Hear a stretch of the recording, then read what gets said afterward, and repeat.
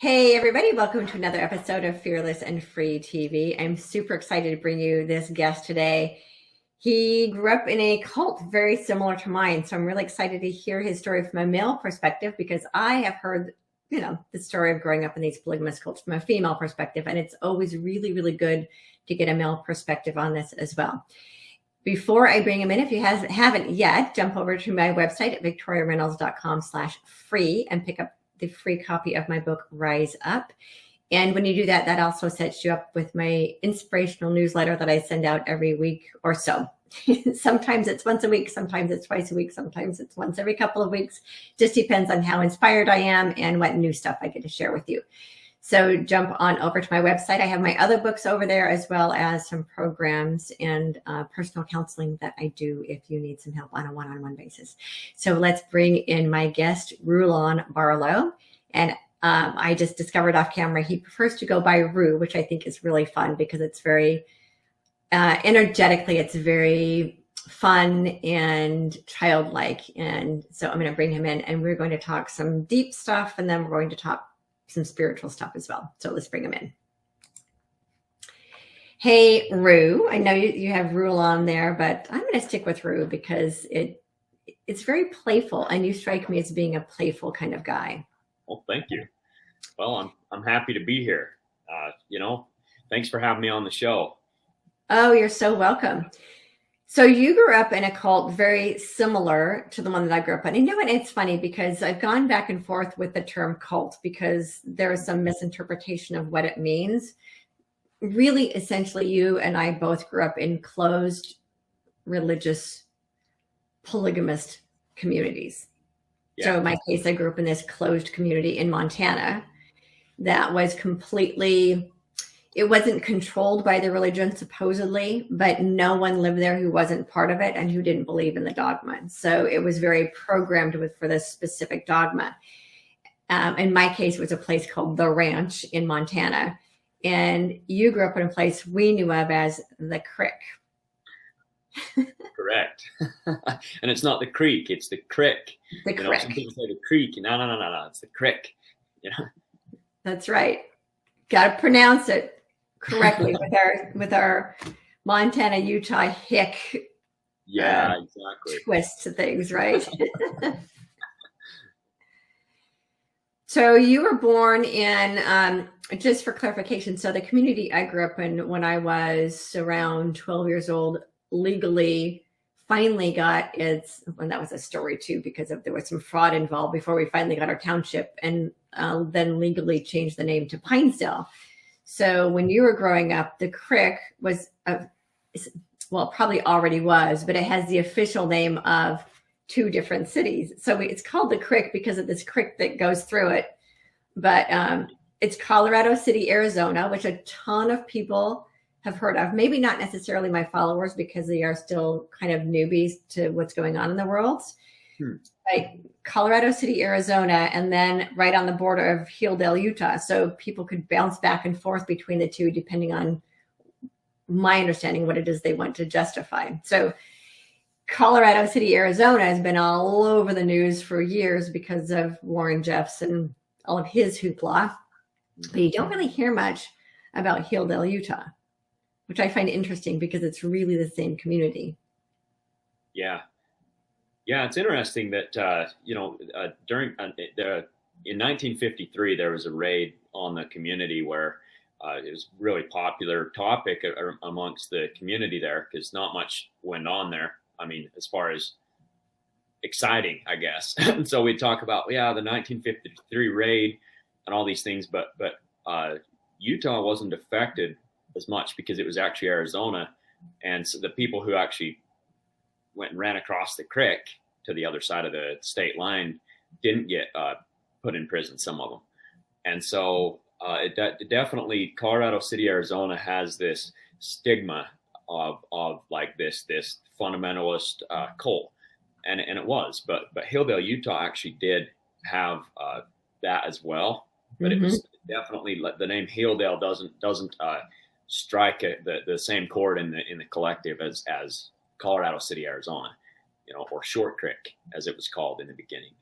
Right. And I knew it as Short Creek because I knew people that came from there. So the leader of our group, the All Red group, the AUB as it's called, was part of that raid of 1953 in Short Creek. And he was put in prison, and then he left prison and started our group in Montana. Okay, and that was Rulon Allred, right? Rulon Allred. I think that's the reason the name Rulon is so popular in Colorado City. Yeah. Well, then there's Rulon Jeffs as well, and that's actually who most of it, because he was the leader there, before the war, and that's where a lot of us were actually named after him. Rulon. And it's such an odd name. Why Rulon Jeffs and Rulon Allred had the same name? Yeah, I don't know. Yeah, but it seems to be pretty much aligned with the fundamentalist polygamist crowd, so to speak. Yeah, and I'm a junior as well, so my dad is, so it's like there's tons of them. So that's why you go by Rue, which I think it feels more appropriate to you anyway for the kind of work that you're doing and who you now know yourself to be. I do. I actually do like it. But sometimes I'll tell, they'll say, "What's your name again?" I'll be like, "Well, it's Rue," kind of like guru without the goo. So, but in Sanskrit, I understand that guru actually means dispeller of darkness, and gu is the darkness, and ru means dispeller. So it means someone who takes you from darkness to light. And so in that context, I really like that my name kind of means dispeller, like cuts the illusion, cut the crap, so I like it. I like that too. I really do. So you were born and raised in the Crick. And okay, I'm going to ask you something I actually hadn't thought to ask you this before, and I know you've heard this 100 times probably. So how many moms did you have? My dad had 3 wives. Okay. His youngest had 2 children with my dad. But we all lived under the same roof too. So some people throughout the community actually did have different homes. I guess that was earlier, like the generation before, they would have actually multiple wives, but they kind of had different homes for some of them because their family is just so huge. But like in our family, like all the siblings were siblings. Like we didn't actually have in our family that much sibling rivalry. It was like, if the second mom's kid that, he's my brother, they're my sister, it doesn't matter. But our family is kind of young though, because I'm number 2 of 13 kids that my mom had. So, but I was only there until I was, living with the family till I was like 19, almost 20. Okay. And so you're the second of 13.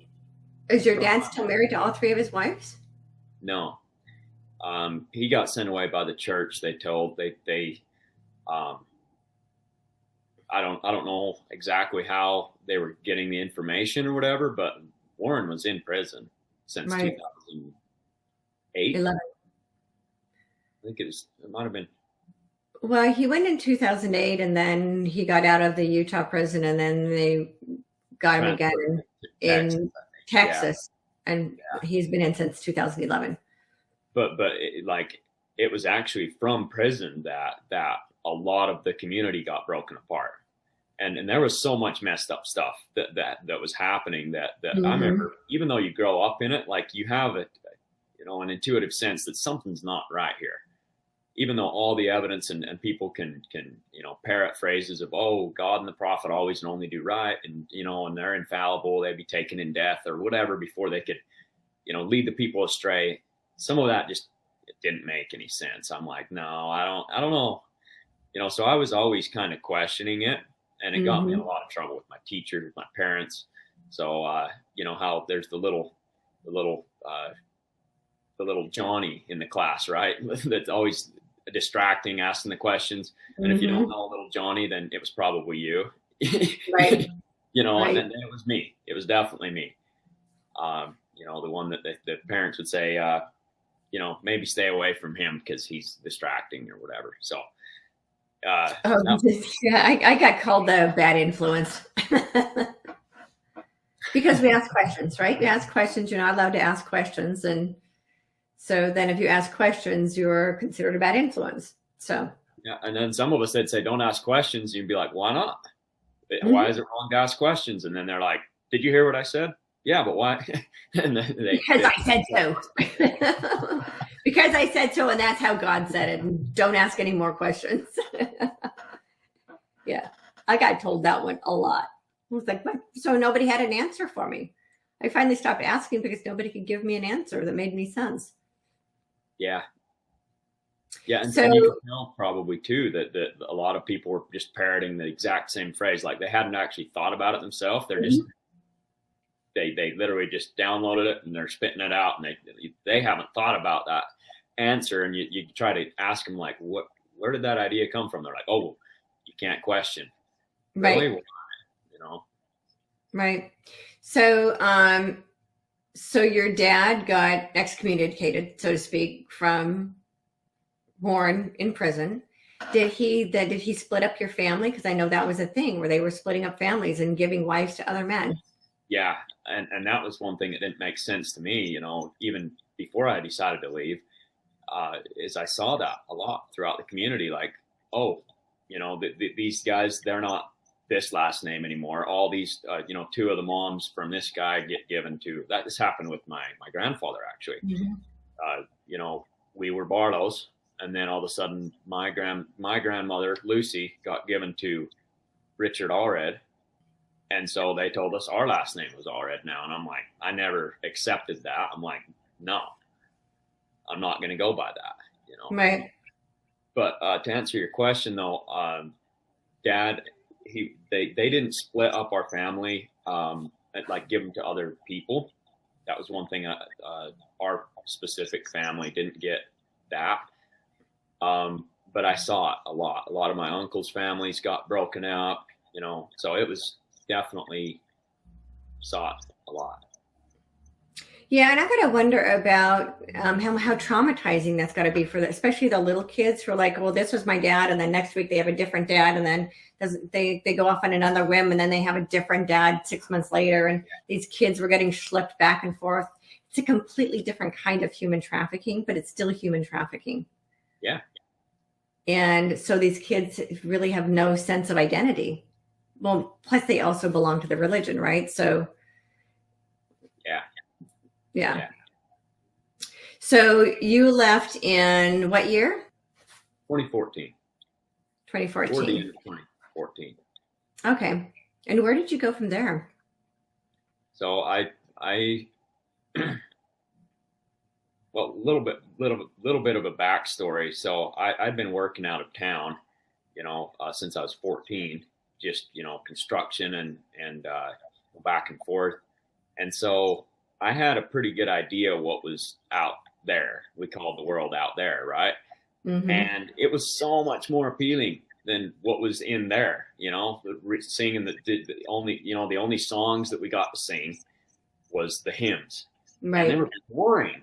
They were actually really boring, and it just felt like we were all these little meat computers that were programmed, and of course we didn't even have a lot of the vocabulary to even understand or to describe that, because it was all, even the school curriculums at some point, like the school that I went to, for instance, I didn't ever go to a public school. They had them in the community for like people that were a couple years older than me. Mm-hmm. But Warren was actually the principal of our school, the school I went to, until he went to prison, which was only, well, he turned it over to his brother Leroy for the last 2 years. So, but he was the principal, and so right. I knew him pretty good, or at least I thought I did. I mean, because I was always in trouble. You know, it was like, oh, you got to go talk to the principal. And I remember this one time, I was in first grade, and he walked in, and everybody was, you know, he was the prophet's son or whatever, because his dad was actually the prophet. Oh, right. And I was just sitting there, and he walked in, and everybody like pops to attention, and I was sitting backwards on a chair, like I had the back of the chair here, and just was like straddling the chair, and I just kind of didn't respond like everybody did, and I'd like looked at him, you know, just kind of like, what? I guess like I was always so rebellious. I don't know, but he's like, why are you sitting in the chair like that? I'm like, I don't know. Here, I'll just turn around, you know, and acted like it's no big deal. And then he said to my teacher, he needs to come talk to me. So I got my parents, you know, of course it was a big deal, and they sat me down, and he says, well, he would do this thing. He would just like stare at you, just literally just psych you out and just stare at you for sometimes a couple minutes, not even say anything, like just suck all the energy out of the room and just like stare at you and try to psych you out. And I remember I kept looking at him, and I'd look away, and he's like wanted me to look at him. And he turns to my dad and says, this young man has defiant eyes. And dad took that as a huge insult. He was like, he thought, oh my gosh, like if he thinks he has defiant eyes, you know, and he just like, and mom would say that over the years, like, why do you have such a defiant spirit? And I'm actually really proud of that now. Why do you have such a free spirit? For how he turned out, you know, like I'm glad that I have defiant eyes, because he was trying to see who's submissive and who's not, you know, and I was like not having it. So, but anyway, so long story short, I knew him as the principal, and our family did a lot with his dad's family, because a lot of my aunts were married to his dad and to him. Right. So then you at 14 started getting exposed to the outside world, as they say. Yeah. But you were not one of the boys that he kicked out, because I know Warren was just kicking boys out for a while. You managed to escape that. I was always one of the kids that expected to be kicked out. Like I knew it was only a matter of time, but there was this idea within the community that if you got kicked out, that you weren't as bad as if you left. If you left, if you actually says, you know what, this isn't for me, I'm out. You was right, because nobody could talk to you. But if you was kicked out, a lot of people would go, you know, they would say, oh, that he just went away to repent, and your parents could still talk to you occasionally, and you weren't. And so like I was like, I'm not going to leave, but they're going to kick me out, and I don't care. I'm waiting for it. Got it. You know, because if you watched movies, if you talked to girls, if you you know, did any of these things, they separated in third grade, they separated boys and girls in their classes. So literally from third grade on up, you was in the same school, but there was like a girls' side of the school, boys' side of the school. And it made us so socially awkward. Like for boys to even talk to girls, like it totally, like if you was, the only times we got to play together was like some of the park events. Sometimes they'd have like these kickball tournaments or whatever. And then they eventually stopped doing that. But like if a girl talked to you that weren't related to you or whatever, like it was like such a big deal. Like you just go, like you didn't even know how to handle it, because like if a girl was to talk to you, it was the same as almost like you may as well, you know, go sleep with them. Right. Like, I mean, in our young minds, it was that same thing. So like if you snuck out at night and picked up a girl and drove around town, even if you didn't hold their hand or anything, if their parents found out about that, you could get kicked out, because it was just the same as if you had slept with them almost. And so it made it kind of exciting actually, because there was just so much at risk. If you went out to a party, you know, you not only was you underage drinking or whatever, but you was out with girls. Holy cow, you know. So Right. there was a lot of, you know, excitement. So in the guise of trying to protect girls, supposedly, they were actually creating a more tempting environment for everybody. Yeah. Yeah. Yeah. And then it even, things can always get worse, right? Then, after the raid in 2000, when was the raid in Texas? 2000. I think that was 2011, 2010, 2011, something like that. Yeah. Yeah. Well, during that time, my sister had been gone. This is something well, you know what? I don't care. She disappeared. The one just older than me disappeared. And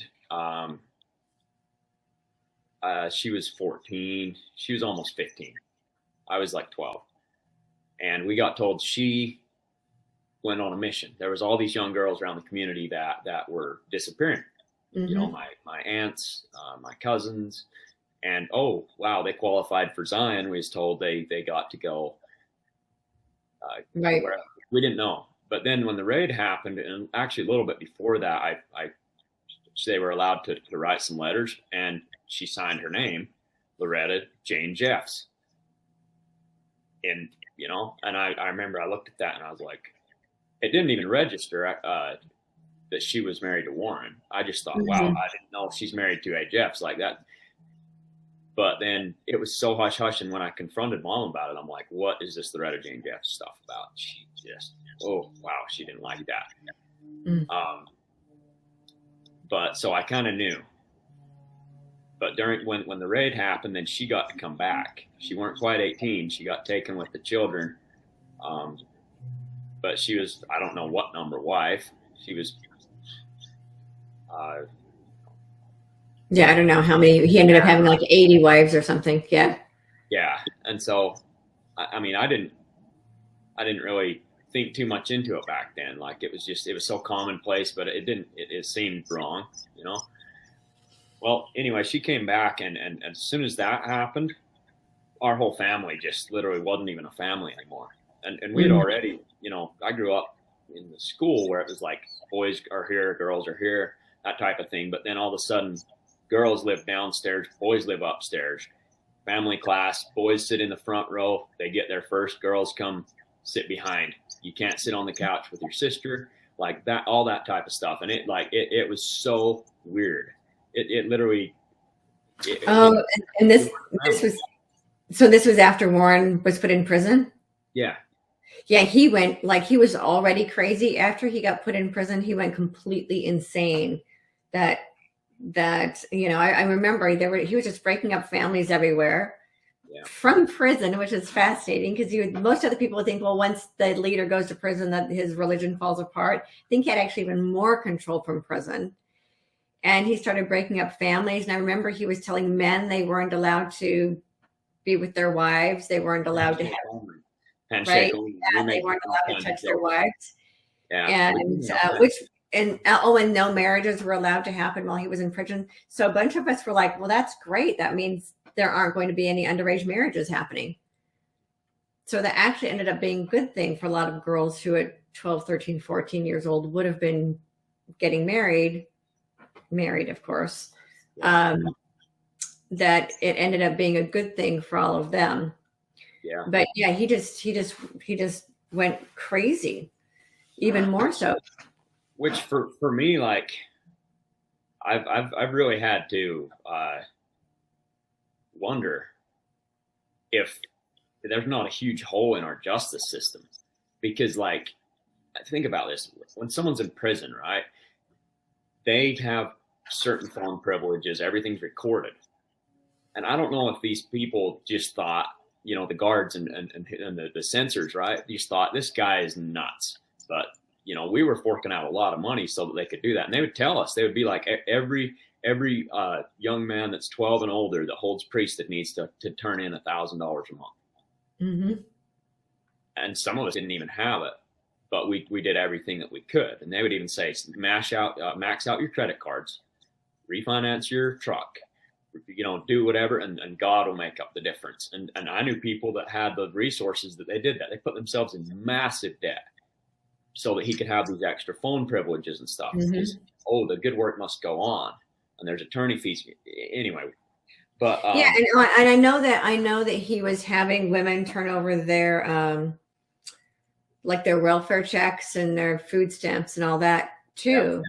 So they were just having to turn over everything, and it's in the guise of United Order, right? Yeah, which a lot of us hadn't even qualified for, So they at one point it seemed like they weren't kicking out the people that, even though they knew that they were watching movies or dating or whatever, the money, those wild kids that worked for these companies that were a little bit on the edge were the ones making the money. Yeah. So they kept you in. They kept you in for the money. Yep. And so I started that was about the time when I started to actually realize that, because I was working for a company called BZI at the time, and we were making a lot of money, and they would call me up, hey, can we turn in $10,000 with your name on it? I'm like, am I going to get paid? And they're like, yeah, no, this is just a employee bonus. We have to do it for tax reasons, but we're turning in as much as we can as a company, but and anyway, they had their explanation, and I was like, yeah, okay, but really, I was thinking no, because these are companies that are part of the religion, right? Definitely, yeah. Okay, so the money was really just being siphoned through these corporations. Yeah, it was a front. It was like a front for their money laundering, really. Okay. Anyways, but so I think that there was a big hole in the justice system if they were actually seeing these letters that he was sending out, these conversations that he was sending out, breaking up these families, saying this guy's not worthy of this, and this person, you've done this, you go away. The government actually helped do that. If they let him use those resources, and that really pissed me off when I started to wake up. I was like, why would they allow this? Like, anyways, but I mean, you can probably see what I'm talking about. Absolutely, and you were open-minded enough and free-spirited enough to see what was going on. So the programming didn't work on you, or it did to a degree. So it worked on us to a degree where there was a part of us that I don't know about you, that wanted to believe that this was true and this was right because it's what we were raised with and what our parents told. And our parents would not intentionally lead us astray, and believe the prophet was a man of God and all that. So for some of us, the programming doesn't quite work. Yeah. And so you had finally got to the point where you'd had enough. And you left. So where did you go? So I went to Salt Lake immediately after I left. But what was the inciting incident? I think is important for the last straw, the straw that broke the camel's back, I guess, for me. Because all my life I'd tried to, I was wild. I wanted to do my own thing, which we weren't supposed to. We were supposed to. We'd sing these dumb little songs like, I came to do the will of him who sent me. I have no plan or program of my own. We'd sing. It's just total hypnosis. But my caretaker at the time, they'd sent my parents away, right? My caretaker at the time, he called me up, says, I'm your new caretaker. And I'm 22 years old. I'm like, oh, no kidding. I'm like, well, you might be my younger brothers and sisters caretaker, but you're not my caretaker, And I was kind of snotty with him, and he's like, you don't call and check in. He'd call me another couple weeks. I haven't, I called the bishop's office and they said that you're not turning in your tithing. And I'm like, I don't need you to check in for me. And I don't need to check in with you. And it was so against the structure that he says, I'm like, and why can't I talk to my brothers and sisters? He's like, you haven't been checking in, so you can't talk to him until you show me a track record of a month where you literally call me and you're paying your tithing. Then you can talk. And I says, I don't do ultimatums. And that was the last time I talked to him. Cool. But so for me to make the decision to actually leave, it was like I had everything to gain by leaving. Staying there was painful. And I didn't get to see any of my siblings anyway. And I was always gone to work. So it was kind of like, but then another thing happened around that same time. I started talking to some of Warren's daughters that told me some of the stuff that was really going on in the community, because I knew some stuff was messed up. But I had no idea that the leader was a pedophile. Like, I mean, that was just like, as much as I thought the guy always kind of rubbed me the wrong way, like he something didn't feel right. You'd shake his hand and he would, in meeting, we'd walk up past the stand, you know, where all the elders would sit, and you'd look them in the eye. My dad always taught me, when you shake someone's hand, you look them in the eye. So I'd shake, and most of them would look you in the eye, but then you'd get to him, and he'd be looking at like a couple people this way of who is shaking the hand. He'd be watching you coming in. So as you was like 3 people away, you'd catch his eye for a second, and he'd look at the next person, and then he'd grab your hand, and he'd never squeeze, right? He'd just like have a dead fish hand. He'd be like, he'd take it and let's see, this way. Right. He'd take it, he'd go. He'd be looking right here, and he wouldn't look at you. He'd grab your hand, move you that way, always. And I was like, this guy I don't know, something doesn't feel right. But then we was always told that if you feel that way, then something's wrong with you. Right. If you're questioning the key holder or any of his counselors, you're wrong. Right. It's the devil tempting you, or right. So, and you guys were all told that he was in prison for like religious persecution? Yep. Okay. Let's see. What did they tell us? They says he's in prison. Well, that they would set it up by saying, God's people will always be a persecuted people. So the more persecuted we were, the more our self-righteous juices would kick up. We'd literally, and they've actually done some studies on this. I've read in some brain books about some studies they've done on self-righteousness. When someone has an idea, right, and you challenge that idea a little bit, and they fight back, and they're like, no, and they take a stand, their brain like releases dopamine and endorphins and all this stuff. It's like you're getting high on self-righteousness. Got it. Got it. And you get addicted to that. So like the more persecution, we're like, yes, we're on the right track. Yes, we're on,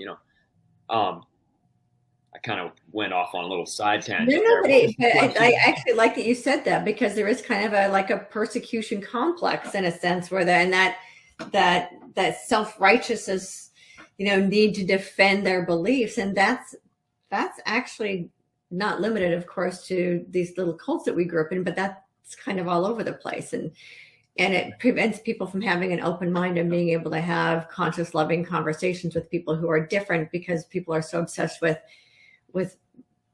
how incredibly different I am. I grew up with that. Like, my dad always said that God's people are a peculiar people, and we should be proud of being persecuted, because that means that we're right if we're being persecuted. And yeah. So then I was taught that that's what you guys were always told, that he was in prison for religious persecution, while the rest of the world knows he's in prison for pedophilia and for human trafficking. But the thing is a lot of us actually even knew that he had underage wives, and that's what's so crazy is like the culture there was so it was the norm. Like we somehow thought with our Messiah complex, if you want to put it that way, that we're right. We're the pure blood of Ephraim. And we had all these labels. We had layers and layers, and that's all belief is it's just Tony Robbins says that it's a tabletop with legs under it. Right. And if you have a really solid belief, you can kick all the legs out from under it, and it'll still stand. Right. And that's why they told us don't question, because that's what questions a belief, it literally shakes the structure of it. And if it's not built on something, if it's bullshit, then there goes your belief system. Right. And so, yeah, we definitely had lots and lots of references of why. So even if somebody questioned one of them, we'd be like, boom, fight back with a conditioned response. Well, you had the table of beliefs, right? And the table of beliefs had 2,000 legs underneath it, kind of thing. Yeah.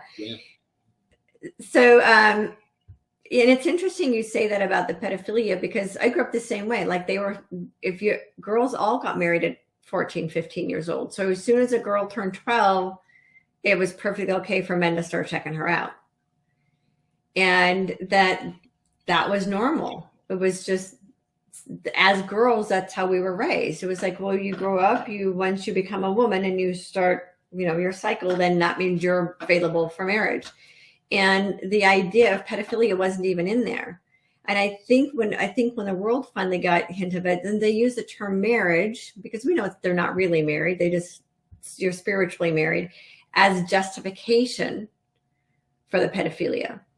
And I don't think people really realized how much pedophilia was involved until some of the boys started coming out and talking about how he molested them when they were little. And it was kind of like, oh, and he likes the girls when they're so young that they don't have any breasts yet, and they actually look like, right. Yeah. And in fact, like my sister's whole class, I don't know what percentages, but he married, married. Yeah.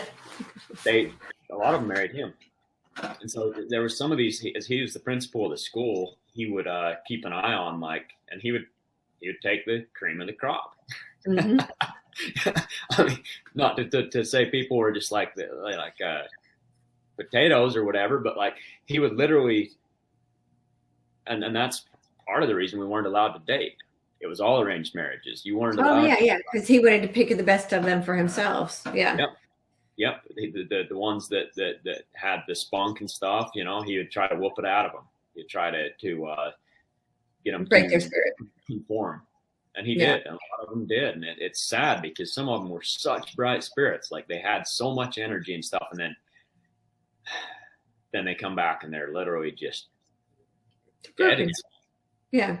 They're so. I remember that there was a term for that when I was little. It was like that children needed to have their spirit broken and break their will. So for a lot of girls, it was literally like, because we got a completely different indoctrination than boys did. I mean, that's why we had girls class and boys priesthood. We got two completely opposite stories. And I didn't even know that until a few years ago. And I started talking to some men who were like, we didn't get taught that. I'm like, this is what we got taught. So, so girls were taught about submission and not having an opinion and keeping our thoughts to ourselves and always being submissive and don't question anything. And the men are your leaders and never question your leaders. And you have to go through men to get to God. And so that the submission, and that a woman can't get into heaven unless her husband has at least 3 wives and unless he deems her worthy, and women aren't worthy of heaven unless a man deems her worthy. And I was talking to this guy who was like, actually, we were told the opposite, that women were more spiritual and more likely to get to heaven, and that we as men had to be able to deserve the women. I was like, so wow, I told 2 different stories. Oh yeah. If I could speak into that for a minute.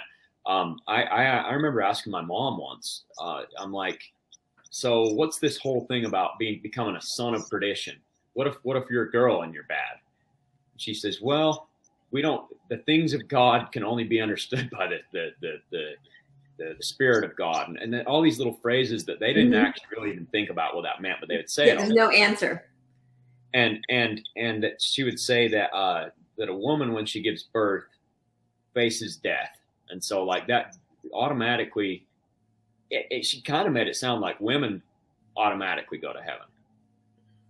That basically if you stay clean and pure and you don't you don't go sleep around or whatever, you're going to be fine. Now men, because they have more responsibilities and all this stuff, then yeah, if you don't stay loyal to priesthood, then you could actually become nothing forever. And that's when this is when they would get so frustrated with me. I would say nothing forever, and they would scare the hell out of me. Just the concept of like realizing that you're nothing forever, you know.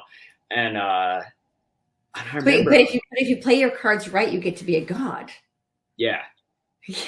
But even that concept though of nothing forever never made sense to me, because I'm sitting there thinking like, wait, so if nothing existed, so nothing, like here's nothing, right? If it's actually a thing, then it would by nothing existing, it would exist itself out of its own existence. Nothing can't exist, or nothing would exist. And I remember these ideas would just like mess with my mind, and I was like, this is so weird. But I didn't have any theoretical framework to put it in. I didn't, you know. Right, you didn't have anything to compare it to, right? Yeah, we didn't study the great philosophers like Marcus Aurelius or Seneca and these people that literally dive down those rabbit holes of existentiality and eternalness or whatever. Right. Until later. So we didn't have that so much, the nothingness. What I grew up with is that women can't get into heaven unless a man lets her in. So we had to marry a righteous man, you know, and that if we didn't marry the right man, that we would end up spending eternity as a servant to other women who did marry the right man. And so not that there would be nothingness, but that I would spend the rest of eternity being a servant. Because I think we actually did get, I don't know what women got taught, because we were told that we weren't supposed to talk about, like if we went to priesthood meeting, we weren't supposed to divulge what we were being taught, and women weren't really, I don't know what, but I think that we might have actually got taught kind of the same things, because they would talk about the 3 degrees of glory, right? Telestial, terrestrial, and celestial, and that everybody, you know, if you know, but even at any level you could still fall, which is just fear. Like you cannot live in faith and loving acceptance while you're in fear. Right. It's just an incoherent frequency. Like this gear, if this is a gear, and this is you know, this is fear, and this is you know, love. Yeah, like if one of these is spinning at this frequency, and this one, like fear is a way slower frequency. If this is love, this is excitement. When this one hits this one, it's just going to grind and grind and grind until it, you know, one of them change, but they can exist together. Right. So, but they use all of this indoctrination to keep people in fear. Yeah. So it's what I call fear disguised as love. So the beliefs sound loving, but they're really based in fear. Yeah. And fear has many, many disguises too. You know, if it's not coming, it's literally like you could weigh each option in life as, is this coming from love or fear? And even control and stuff like that falls under the category of fear. So if it feels like you're being controlled in some way, it's not coming from a loving place. But fear is so sneaky and so subtle that it's really hard to recognize unless people really, really take the time to look at it. But a lot of people are just too busy going through life and believing whatever narrative they're being told, whatever the programming is. So programming in our case came from our religion, but you can get programming from television. That's why it's called television programming, right? Our programming through our school systems and programming through wherever this comes. So a lot of people just listen to their programming and assume that it's correct without actually taking the time like you and I did, and Melanie did, to sit with it and go, you know what? Yeah, this doesn't feel right. This feels like control. This feels like programming. This doesn't, like, it doesn't matter how pretty the picture is that they paint with it. It still feels like control. And indoctrination programming, it's fear-based. And so that's great that you recognize that. you know, and that that you got out when you did. So then you moved to Salt Lake City. And what Yeah, did you moved do to Salt Lake, more construction.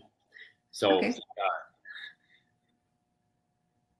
one of the reasons I picked that exact time to leave as well, there was so many factors. It was like everything had just finally, like the scales, right? You have scales and there's negatives on one side, positives. Like it was so stacked. Like leaving was just the only way. Mm-hmm. But I'd been working for that company making good money, and they actually fired about 35 people because we had Facebook. We wasn't, that's the other thing. No, we didn't grow up with media, no outside media at all. So we weren't allowed to read newspapers, use the internet, and that was fine in the beginning because it weren't that available. But as things started to progress into like the 2000, once the iPhone came out, pretty much 2009 and 10 and beyond, and up into 2014, like Wi-Fi was now available. Whereas before it was like, stay off the internet. Oh, Roger that. It's this stupid dial-up thing. Right.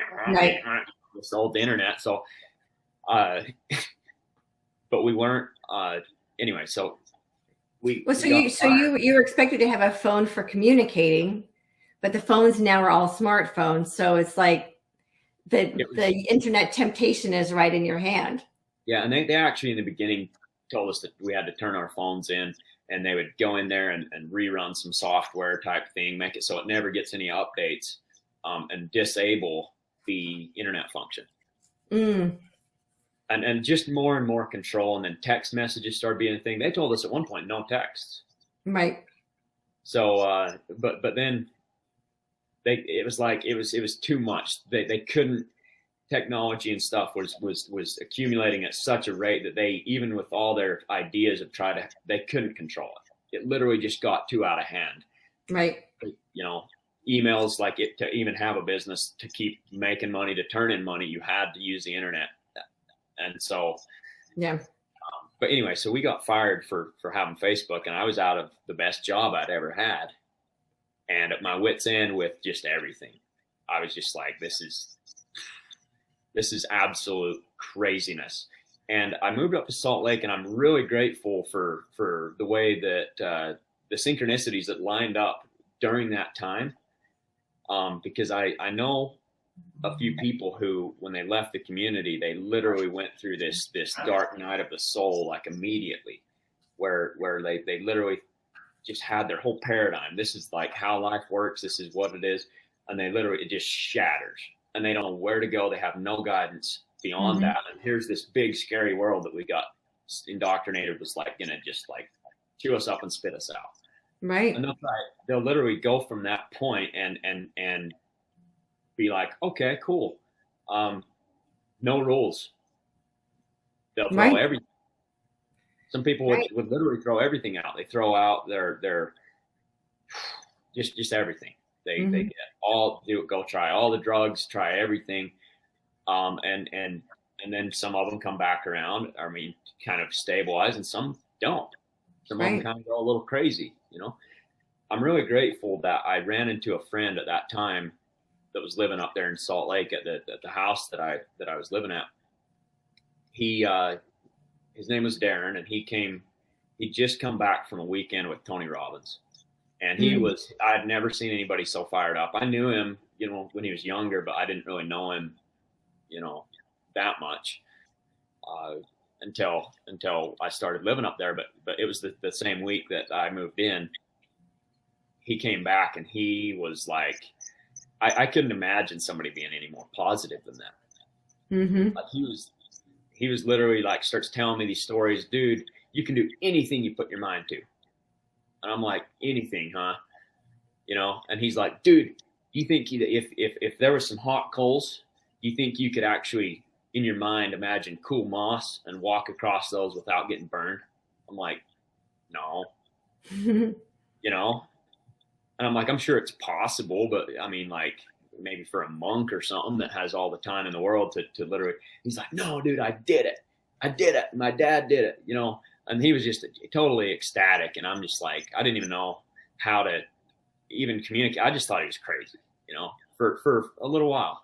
Right. He's like, so he gave me some audios, and I started listening to Tony's work, his old stuff from clear back in the 90s. And it literally, in just a week or two, I went from literally feeling like I don't even know where to start. Right. Like, I can't talk to my parents. I can't talk to my siblings.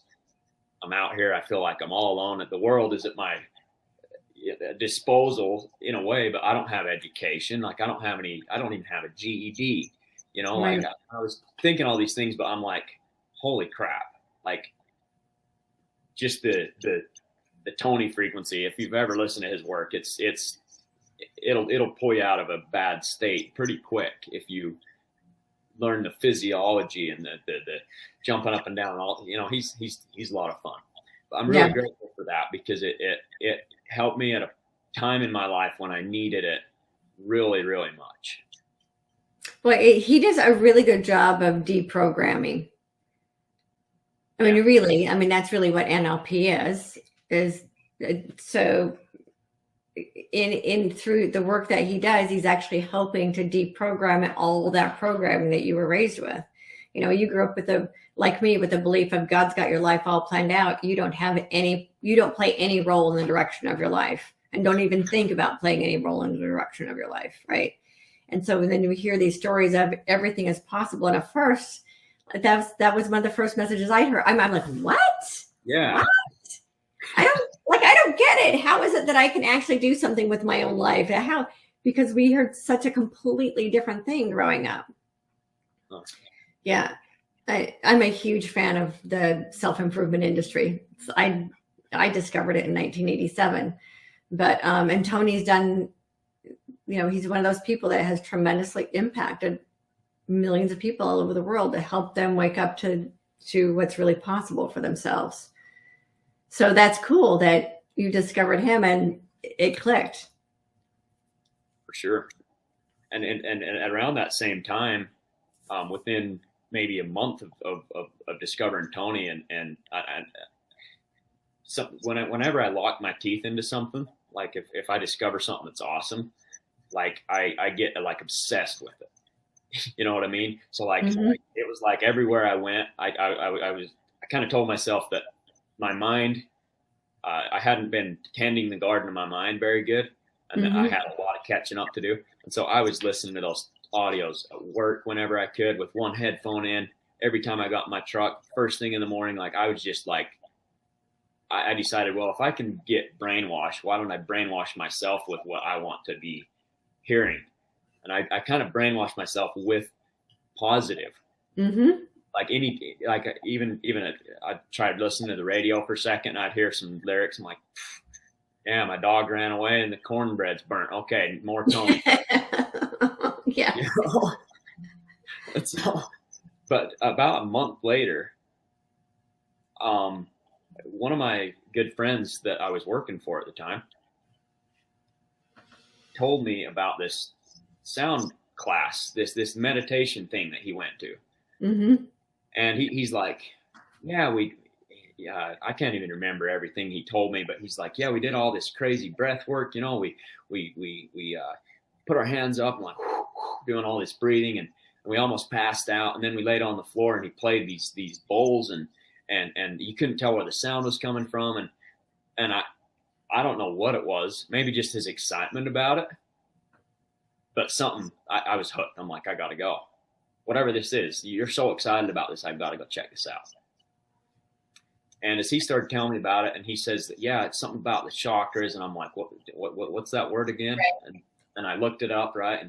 And I said, like, I've never even heard of this. Like, what are all these little things in your body? These, like, it didn't make it made sense, like theoretically, but it was something that it was kind of like I believed it right away, which was interesting. Like almost that I was rediscovering something that I knew, but I never learned from this life for sure. Right. So I go to this class, and I thought the guy that teaching the class was a little out there, and it was a combination of so many things. And I actually am grateful for that time in my life, because he was actually teaching us techniques to deprogram. Mm. So not only was I listening to Tony, I was going to these, I went once a week for probably 3 weeks, and maybe I had skipped, 1 or 2 because of circumstances, but it was based on kind of 3 or 4 different things: breath work, EFT, tapping, mm-hmm. and sound vibrations and intentions. Mm. So we would, he had us doing all kinds of stuff, tapping our head. I love and respect myself. I'm worthy. I love that I love myself. And I'm like, this guy, like, and all these crazy yoga postures and breath work. He's explaining how you shape the body in such a way and the consciousness can flow through you and you become a biological resonance machine and all this stuff. And I'm like, this is awesome, but it actually sounds kind of crazy. Mm-hmm. And I liked it. Yeah. And it resonated with you. Yeah. But when I heard those sound bowls, I knew I had to get some, and I didn't for years, but because I just keep going back to the classes, but I was so fascinated by it and such profound experiences that I would have as I would lay there after all that breath work, which I literally was like exhausted, like as if you just went and ran a marathon or something, but you didn't really go anywhere. It was all just breath. And then you just, as he'd play those all the chimes and the drums and the bowls, you'd just kind of go into a dream, but be aware of it, like a lucid dream. You'd be aware that you were dreaming while you were awake. And I was like, wow. And I knew that at some level of my soul, it was calling me to learn this. I didn't know how it was going to manifest. Right. Still don't. Exactly. We don't know where our passions are going to take us, but it's about, I believe it's about like when something excites you and you feel passionate about it, explore it. Right. Explore that. And then, and for its own reason, not because you're trying to do something else. And because that just takes you out of the moment. So the moment is like doing something to do it just because you would rather be doing nothing else. Right there, all there now. And that's being in the moment and actually loving the moment. Yeah. Yeah. So are you now a sound healer? Have you gone to learn how to actually do sound healing? So I did get a set of bowls, a couple of sets of bowls, and started exploring that path of after I started learning that, I started looking into EFT and tapping, took some basic introduction to guided imagery, so like I was actually going to go and study hypnosis because it was kind of in alignment with that. Didn't ever go to do the whole course. But then right when I didn't actually get the sound bowls myself until the pandemic started, when I had like right when I'd been just too busy, and it was almost like the pandemic kind of stopped everything. I'm like, well, I have lots of time on my hands. Cool. And so I got some and started playing, and the rest is kind of history in the making right now. But right now, so what's really amazing is how delicious, let's put it this way, life can be when we deprogram ourselves and really start trusting our own path and trusting our inner voice. When you were saying how the sound bowls that somehow it felt like you already knew it, I call that soul remembrance. So our soul is reminding us what it already knows. And that's why it's so easy. It's not like trying to learn something new. It's remembering something you already know. And that's why it feels so spot on for you, because it's your soul work. It's not like the life work that you've been told you need to do. It's your soul work working through you. And that, trusting our own path rather than the path we were told was predestined for us. And it's scary, right? It's scary at first to to step outside of the box of what we've always believed and believing something different, especially when people call what we're doing, new age, evil, whatever, because our religions don't understand it, they label it as bad. So, I mean, I was hearing that clear back in the 80s. It was like, well, those self-help books, which I discovered, back in the 80s, those were considered new age, which now, of course, they're mainstream, but those were considered new age and evil, and yoga is evil, and Buddhism is evil, and anything that isn't fundamentalist Mormon is evil, basically. Yeah, pretty much. Right. And so, TV is evil, playing cards were evil, the radio is evil. Right? So we have all this deprogramming to do, and really about being at home with our own spirituality, and that we don't need the middlemen of religion to have this beautiful, loving, incredible connection to the divine. That religion actually is almost prevents that from happening. Once we let go of all those fear-based beliefs, we can actually have a direct connection to spirit. Yeah. And realize all those layers of beliefs were just unnecessary legs under the table of spirituality. Yeah. And I used to ask my mom, she would talk about how we all have a connection to God. We can all receive. I'd be like, I agree with that. Mm-hmm. I'm like, so we can receive revelation for ourselves. And she says, well, kind of. So we can pray. It's kind of like a one-way thing in a way, where it's kind of like we can get a little bit of guidance for ourselves, but when it comes to like big decisions and stuff, you can't go direct. Yeah, everything has to go through, she called it, the proper channels. Right. Which meant, the key holder. Right. Or someone he said that you could, if someone was to explore channeling or anything, it was all evil, totally. Because you're talking to spirits and archangels and stuff, but you're not authorized. Like somehow right. you don't even have the cosmic. You don't have the proper authority. Yeah, and I was just like, what? How? Why? And they couldn't tell me why. And so as I started to take away some of the layers of the onion of spirituality, and actually, when I had first left, I didn't really want anything to do with religion. Right. I was like, fool me once, shame on you. Fool me twice, shame on me, type of a thing. Like I had all these, and so Tony's work and everything kind of loosened up some of those barriers to where I was a little bit open to something else. Mm-hmm. And then right when I was ready for it, when the student's ready, teacher appears.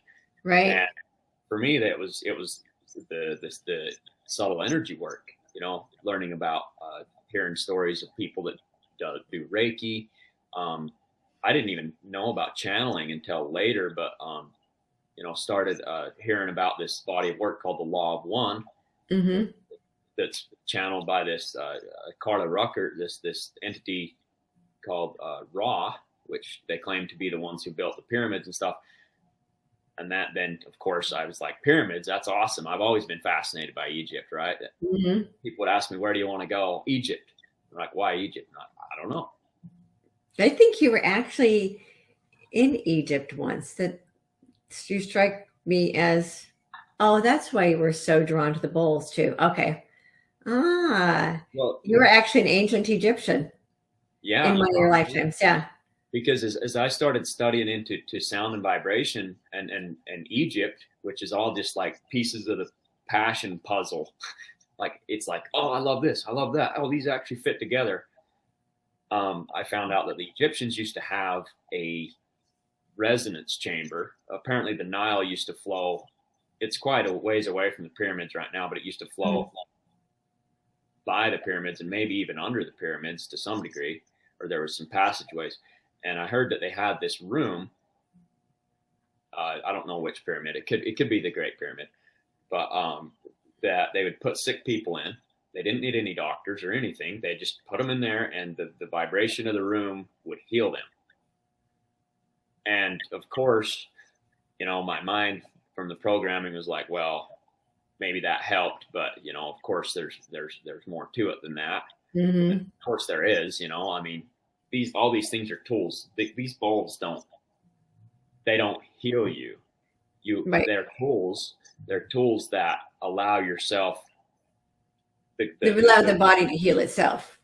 The inner guidance, the God within, if you will, to heal itself. Right. And so I think a lot of people do get stuck on that, though. Like they go to a healer thinking the healer's going to heal them, when even Jesus says, through your own faith, it's according to your faith, meaning you do it.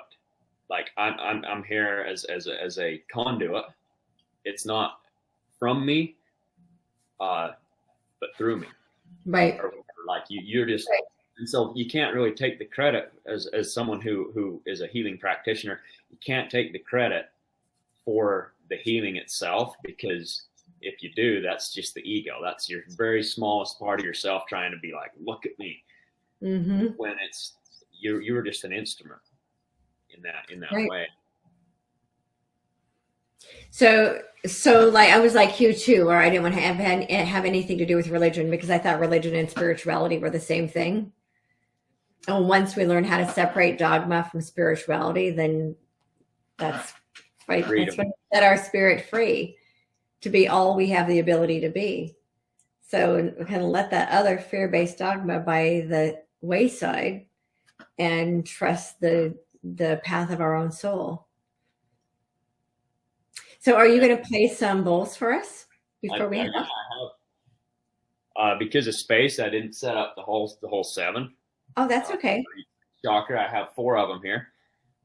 That would be cool. I'd love to share some sound healing with the audience. Yeah, of course. Okay.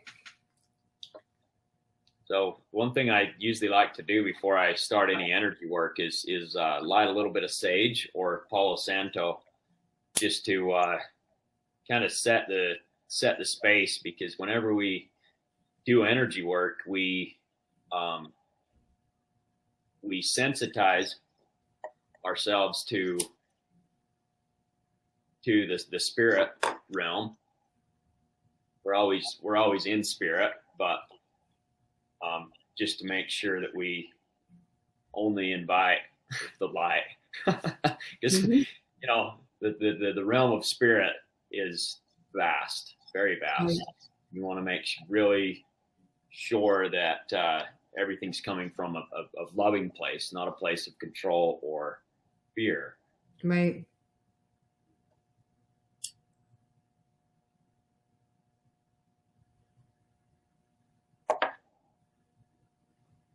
So this is right here is actually rosemary. Oh, wow. I hadn't thought about burning rosemary instead of sage. I guess you could burn pretty much anything. It's just the burning off of anything that is not of the highest vibrations of light, right? Well, the Native Americans say that smoke is like the ancestors, the guides. They like smoke because they can smell, or something like that. Like they can. Oh, interesting. Because when you burn something, you're turning something from, this is Palo Santo, by the way. Yeah. You turn something I got mine. From a solid immediately into etheric energy. And it's a very cool transformation when you really look at flame and actually see something that's solid breaking down in front of your eyes and turning into non-physicality. It's kind of interesting, but it's also a transformation into spirit. And so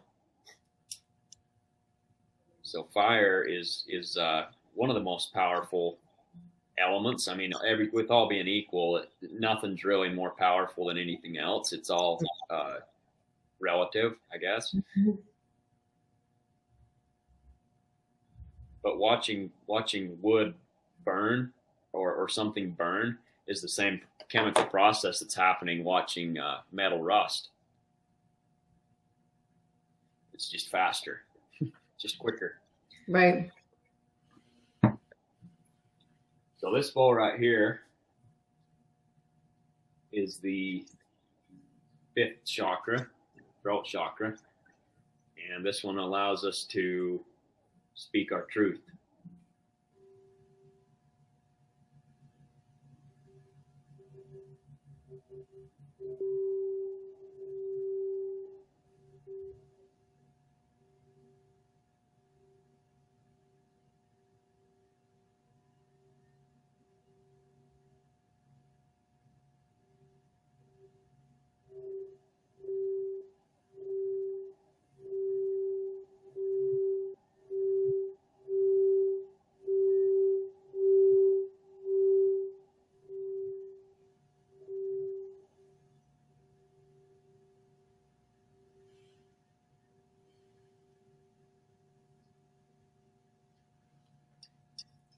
So I'll play all 4 of these for a couple of minutes.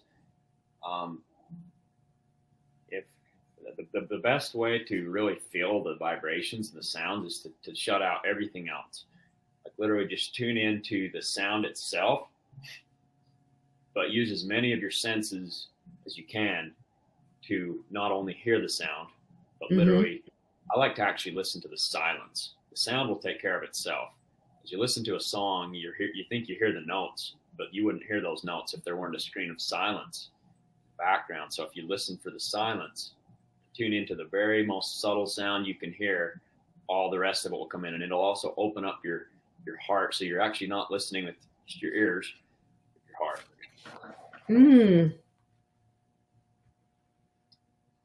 So I'll go ahead and start. If anyone listening, if you just take a deep breath in, maybe 2 breaths in and out, just let everything go and just relax into the sound.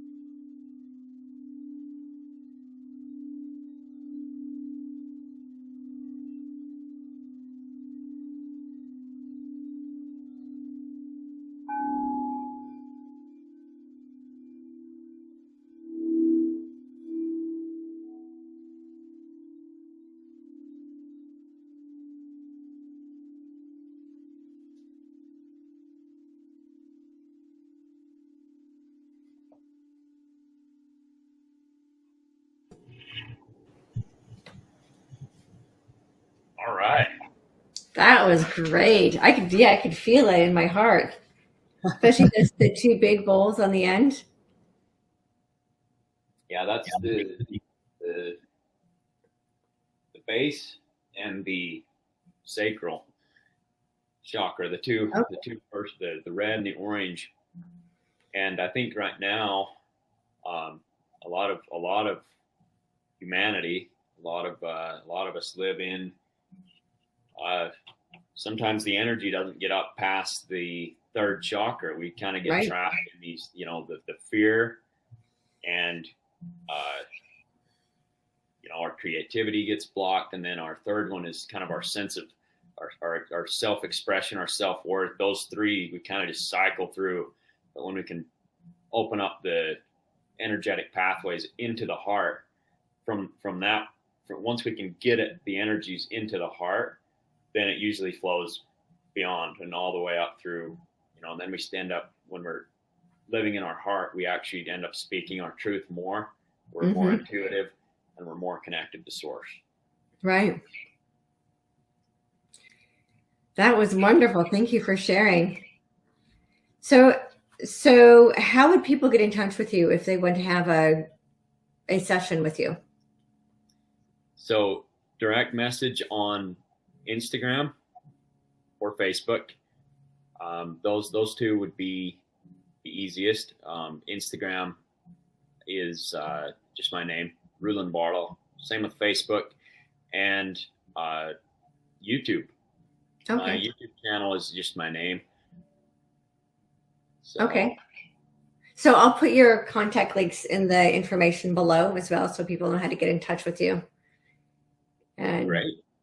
And so thank you so much for being here today and sharing your story and sharing with people what's possible when we rethink what we've always believed. And even with growing up in an environment that is so incredibly extreme. So I look at like the spiritual spectrum, right? So you and I both grew up on one extreme of the spiritual spectrum, and that now you've been able to experience the other end of the spiritual spectrum.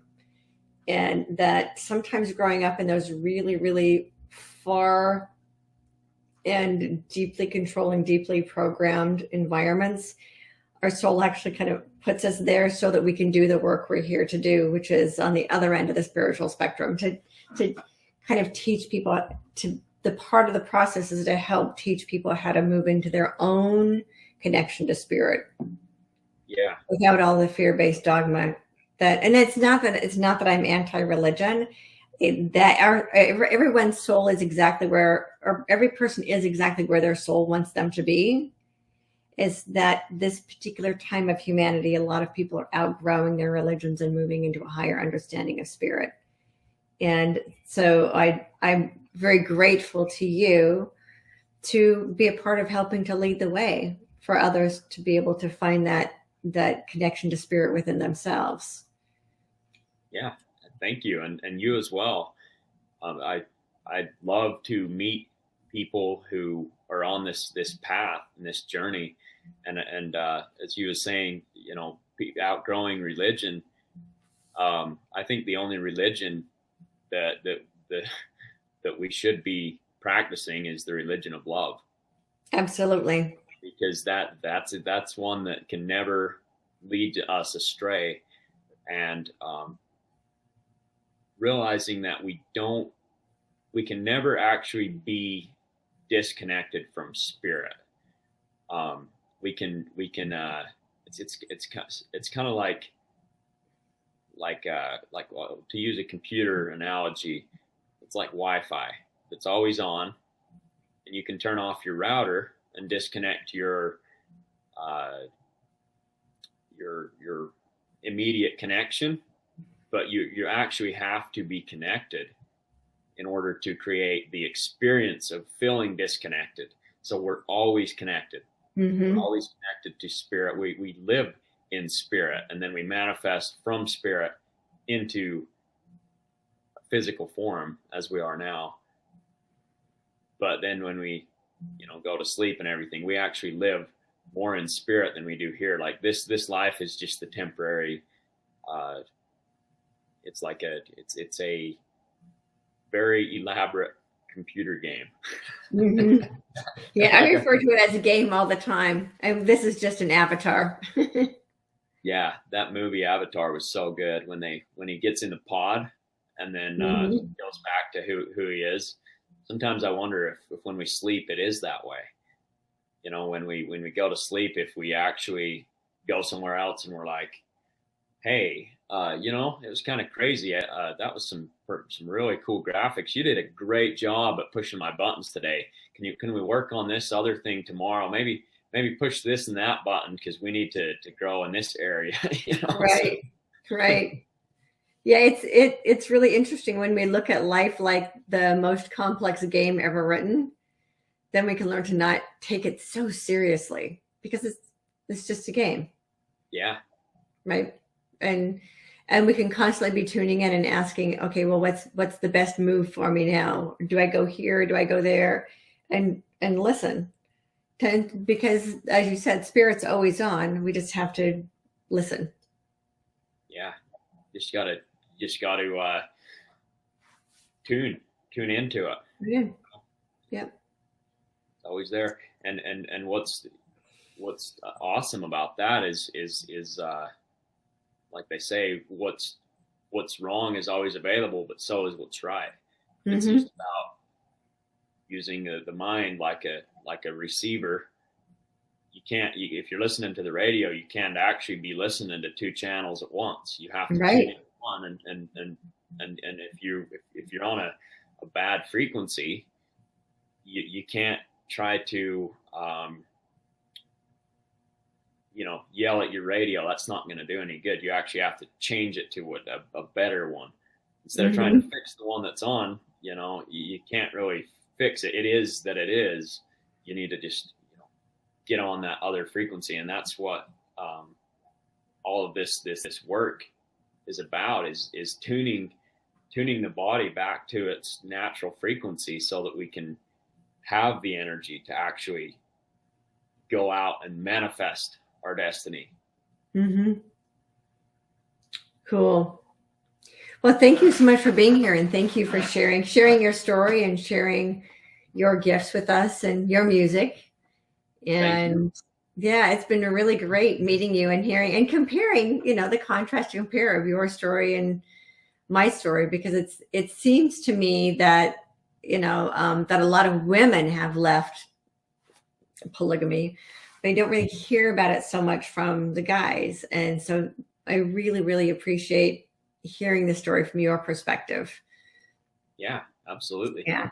You're not just another disgruntled woman. Oh, thank you. That's what I would say. In the beginning, real quick, when I first discovered, energy healing work, I realized right away that there was a lot more women actually doing it than men. And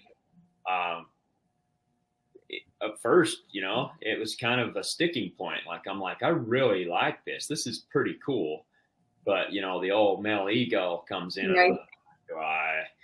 What are my friends going to think and all this stuff. But, as I've just tuned into it more, I realized that I don't have to, like we got told as kids, like, to be a man means this. It means walking this way and talking this way and not doing this. These old paradigms of what it actually means to be masculine and feminine may or may not serve us anymore. And when we just let it all go and just be who we, like, let the soul actually tell us who we are, instead of us trying to yell at the soul and say, no, it has to be like this. Then all of a sudden we free up so much energy that we waste trying to support a paradigm that's actually a little bit out of alignment. And then we find, like, for me, I've found that trying to push to be, I gotta be more of a man and all this stuff, it wastes a ton of my energy when I just let it go and actually just be like, I am that I am. I find that my actions actually align to become, they actually manifest in a more balanced but still strongly masculine way versus like trying to be like, just always like trying so hard. And I think right now, I think a lot of men actually need they need that lesson to learn that it's not just about pushing one narrative so hard and beating that dead horse so hard, but just be who you are, and you'll naturally be not only more assertive, more confident, but you'll also attract people and be able to make a bigger impact. That makes sense. It makes perfect sense. It's about being who you are rather than who other people expect you to be. Really, right. A really short explanation of that. And stop blaming everyone else for the reason that you're not who you are. That I see so many people blaming everyone else and playing the victim role of I am who I am because everybody else made me this way, or everybody else expects me to be this way, or women have emasculated me, or whatever. I'm really, really tired of the blame and the victimization that seems to be part of the narrative that keeps getting pushed at us. And you and I both know, growing up the way that we did, we could consider ourselves victim to our stories, or just understand that is what happened, that is what occurred, and I'm going to be myself. Whatever. And we're all coming out of the spiritual closet in our own way. And so for me, coming out of the spiritual closet as a spiritual teacher and a conscious channel, that made me very nervous to be able to admit that to people, because I was, like you, afraid of what are people going to think. And we have to get past what are other people going to think, and instead really trust our soul. Yeah. And trust the guidance that we're getting from source to follow that path, regardless of what anybody else thinks. Yeah, absolutely. Yeah. Well, hey, we have actually been on here for an hour and a half. Oh, wow. Look at where the time's gone. Yeah. So we got to run. But it was really, really great meeting you and getting to know you. And I'm sure that we'll meet again on another project or two. I have a feeling that we might be working on some projects together. I look forward to it. Yes, me too. Okay, and thank you all for watching. All of you who have been watching the show, thank you so much for being here and for listening to Rue's story, this extraordinary story of the way we both similar childhoods and where he's gone with what he learned. And what's really fascinating is how many people grow up in these really strict environments have now discovered their spiritual path. And one of the reasons I wanted to share him with all of you is to give you more confidence in trusting your own path rather than whatever the path is others have told you need to be on. Until next time, and as always, remember to hold your light so high others can't help but see their own light. Together we will create a world of peace, harmony, freedom, and prosperity for all. And as always, get bold, be fearless, and live free. Mwah. You're going to do your... Leave it on a high frequency. Thank you.